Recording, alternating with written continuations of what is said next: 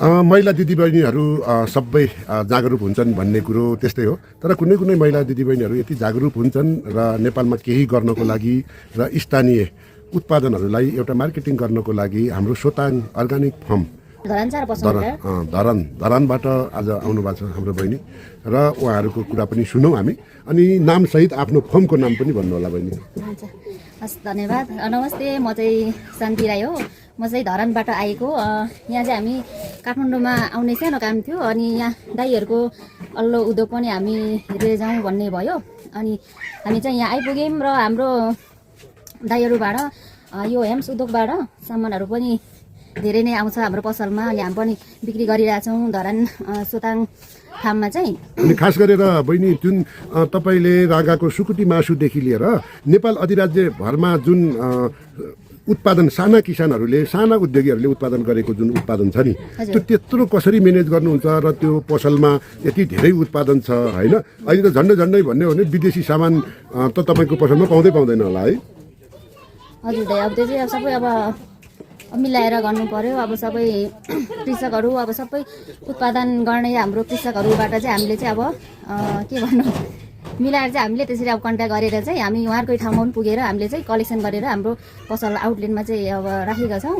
खास गरेर सोताङ अर्गानिक फर्मले एकदम कम नाफामा काम गरिराखेको छ। सुरुमा त मलाई के लागेको थियो भने चाहिँ यति थोरै नाफामा खाएर बिक्री गर्नुहुन्छ तपाईँले त नाफा लिनै सक्दैन होला, यो पसल उचार्न त साह्रै गाह्रो होला, पैसा कमाउन त गाह्रो होला जस्तो लागेको थियो क्या।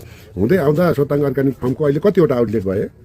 अहिले हाम्रो धरानमा 2टा छ, एउटा शान्तिपथमा छ, धरान 7 शान्तिपथमा छ, र पछि हामीले त्यसकै ब्रान्च बनाएको छौँ धरान 8 बोटेपुलमा छ।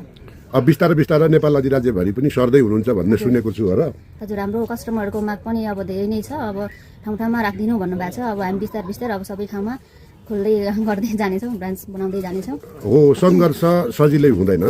जहिले पनि तपाईँले रिस्क लिएकै हो त्यत्रो एकदम कम नाफा खाएर साना किसानहरूका उत्पादनहरूलाई सङ्कलन गरेर उनीहरूलाई क्यास दिएर आफ्नो पसलमा टन्न राखेर भोलि अब सड्ने हो कि गल्ने हो कि फाल्नुपर्ने हो कि भनेर पनि नडराएर तपाईँले जुन गरिराख्नु भएको छ, यो कुरो चाहिँ एउटा सराहनीय छ र नेपालमा महिला दिदीबहिनीहरूले गर्नुपर्ने कर्तव्य पनि त्यो हो।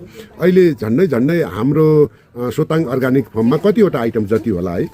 अहिले छ आइटम त धेरैवटै छ, हामीसँग सबै नै छ, सबै आइटम नै छ। अब लगभग 2000 आइटम भन्दा बढी होला है? बढी त्यतिवटा नेपाली उत्पादनका आइटमहरू सङ्कलन गरेर कतिपयलाई त तपाईँले त्यहाँ गएर उत्पादन गर्न सिकाएको पनि भिडियोमा देखिन्छ है।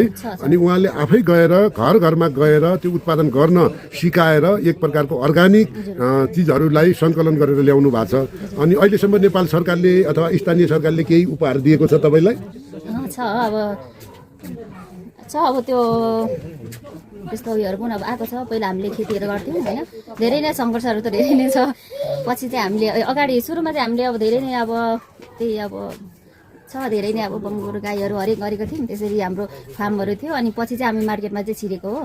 अहिले मार्केटमा पहिला बङ्गुर फार्म इत्यादि गर्दाखेरि तपाईँको निजी रूपमा भइरहेको थियो, तर पछि गएर तपाईँले एउटा सार्वजनिक स्थानमा पसलको रूपमा गरेर एउटा आउटलेट जस्तो गरेर तपाईँले जानुभयो र त्यो जाँदाखेरि अनि अब तपाईँ त्यसमा बिजी भयो, किनभने त्यसबाट धेरैभन्दा धेरै किसानहरूलाई फाइदा दिन सक्नुभयो। पहिला आफ्नो लागि मात्र फाइदा लिनुहुन्थ्यो, अब त्यही अनुभवलाई सँगालेर तपाईँले आफ्नो अनुभवलाई गाउँमा सिकाएर विभिन्न उत्पादनहरू गर्न देखाएको छु। त्यहाँ अचारहरू, सुकुटीहरू होइन, अनि अब अन्य विभिन्न महहरू पनि राख्नु भएको छ है? त्यहाँ सबै नै छ, दाल चामल सबै छ। अब तराई पहाड सबै ठाउँकै छ। अब हामीसँग सामानहरू चाहिँ हामी कलेक्सन गरिराखेका छौँ। अब दिदीबहिनीहरूले अब अचारहरू बनाउनुहुन्छ, हरेक बनाउनुहुन्छ नि त, त्यस्तोहरू हामीले सबै अब मार्केट गरिदिन्छौँ, उहाँहरूले बनाइदिनुहुन्छ। सामानहरू पनि अब राम्रै आउँछ।